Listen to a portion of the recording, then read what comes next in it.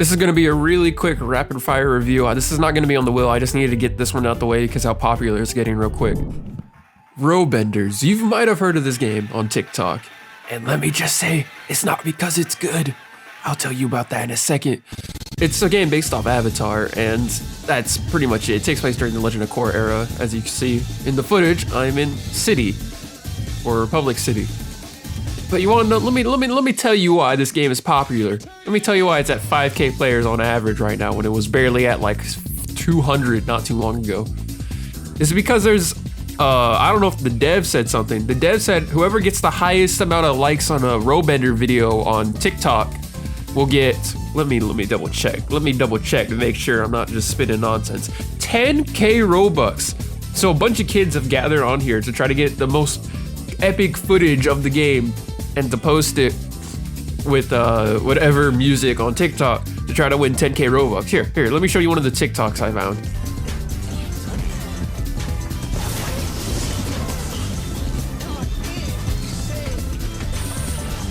But you want to know something funny though? The chances of you getting lightning aren't that low from spinning. It's 5%. That's not too bad. But the problem is you have to be level 60 before you can even learn the first lightning ability. I'm level 32 and I feel like I've been grinding forever. This game's leveling sucks and it's all hell. Let's get to that. Part 1, leveling and money hell. So the way you get money in this game is by doing daily quests and one-time quests. And you heard me right, daily quests, which is a rare thing. And I don't mind daily quests in general, but when it's your best way to progress, it's basically a mobile game. Which I guess Roblox technically is to a lot of kids, but like mobile mechanics in a game like this just feel wrong and they definitely don't help with progression. It makes me want to quit every 5 seconds because as soon as I'm done, I'm like, well, I got nothing to do and I have no other way to progress right now since I'm so low level. Once you get higher levels, there is like the Equalizer raid, the Azula raid, and all those raids, but you can't do them until you're at least, I don't know, 50 maybe. I couldn't tell you, I don't know. I haven't got that high. It's taken forever. And like, you only get like 50, 60 coins per quest sometimes. Some quests don't even give coins, and like to trade a scroll, to buy the scroll, like the Fire Slash scroll was 1,750 Rio, and that was a lot. That's basically all my money. And then I had to go find more quests to do, and it's just bad. The leveling is slow, it's just like, I'll give the game credit. The quest design isn't as bad as just like kill 5 bandits like in Blox Roots. There is actual variance. Sometimes you have to go find cats, sometimes you do mini games, sometimes you do something, sometimes you escort. I appreciate the variety. It's all boring, yes, but the variety is there. I'll appreciate that. Let's say you get lightning. Lightning you have to be level 60 to even unlock. Like, I have lightning, but I can't use it till I'm level 60. And I don't want to get that far. I'm in level 60. That's like half the max level almost. Well, 150 is the max level, but it's super close. It's just like, no, I don't want to do that. I don't want to do that. Let's move on to the next part. Part 2, combat. This game's combat is extremely finicky at times. From the perfect blocking system is very finicky at times. And it's really bad if you have delay. Like any sort of delay, you're basically not gonna get the perfect block. Like, I couldn't like consistently get perfect blocks no matter how much I tried. It's just something to do with this game and the slight delay it has.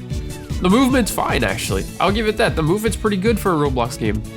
The same thing with the abilities. They're pretty fine and they seem pretty balanced for the most part.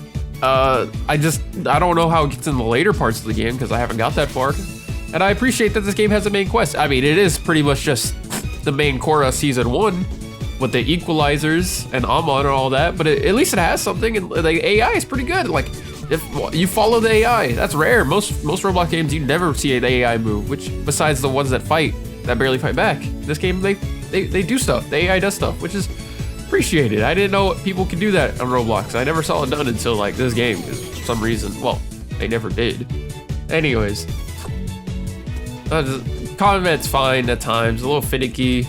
It's got leveling like Blox Fruits where you put points into a thing. It's nothing unique in terms of that way. And this game level locks, and I hate level locking in games, especially games that are meant to be open like this, because there's a bunch of quests that you can't do until you're a certain level. Even if they're just like fetch quests, it's annoying. Level locking should never be done. If your game's good progression, level locking should never be a problem.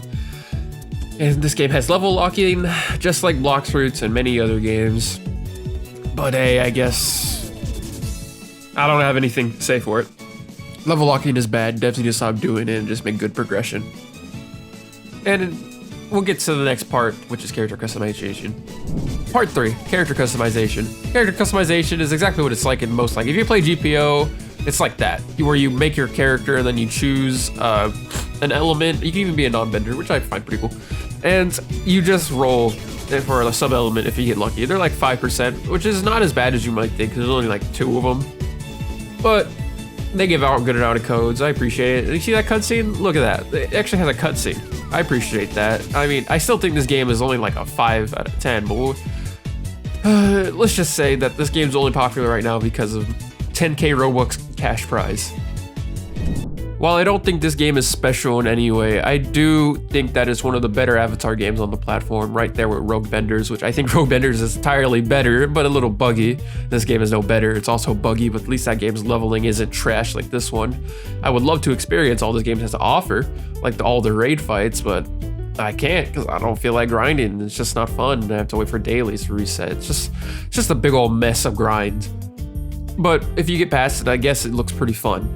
I give this game a 5 out of 10 and a 6 out of 10 for potential. This game is really hard to recommend to people because of how bad the leveling is and all the fun stuff that you can do, but you have to be high level to do it. So yeah, like and subscribe, Zazels and Zazets. Now you answer my plea. Our battle the dark now, go battle the dark now. Our cue is the moment when the curtains of night falls down face to face where the front line awaits. So sad a meaningless way, go on and throw it away. Don't ever give up yet, don't ever give up yet. The city has made this form again, far ahead, much better and all until the end. And now I know that the only thing I can really do is create my curse-filled fate. Run in vain, fall and break, the things that won't fade away. And so the world awaits till the moment stays.